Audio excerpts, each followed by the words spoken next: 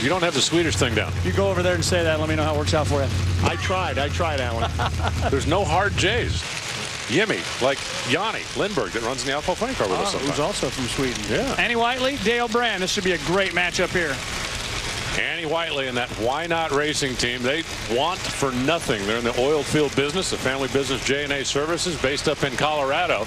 And she has really come into her own driving this car. Now, they drove like some top sportsman stuff, some top dragster stuff.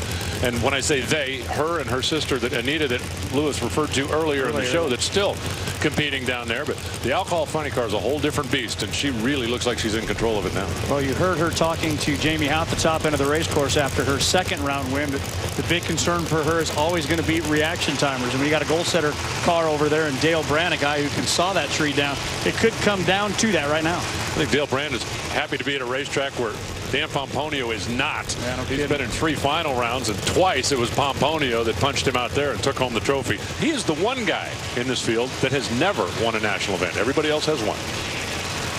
So they bring the car into the pre-stage beams. As soon as they're both there, yep, you hear the RPMs go up, and we're about ready to find out who's going to win this race. It'll take less than 6 seconds.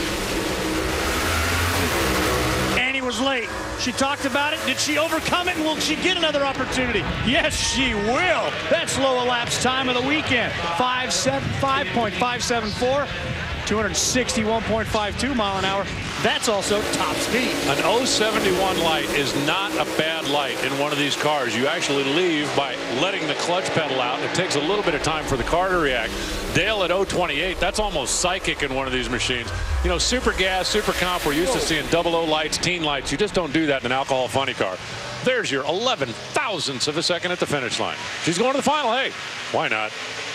And it'll be Shane Westerfield she sees in that final. Shane, you ran a single in round 1, a bye in round 2. He fouled out in the semifinals. What were your lottery numbers for this weekend? I don't know. We should go to Vegas, though, pretty soon. I like racing in Vegas, too. That's where we should be. But it's funny. Nick's from Vegas, so it makes it even better. But he's a tough competitor. We threw everything we had at it because we got way lost after that second round. And he was good. I saw him leave. I'm like, oh, I think that was too soon. And I looked up, and I saw the wind light, and I wanted to see if we fixed our car, so we drove it through. But for my team, they're bad to the bone. They turn the car around 30 minutes, and Jet Lube, CP Pistons, Carrillo Rod, Sharp 360, and Lucas Oil, final round at the sponsored race. Fifth career final.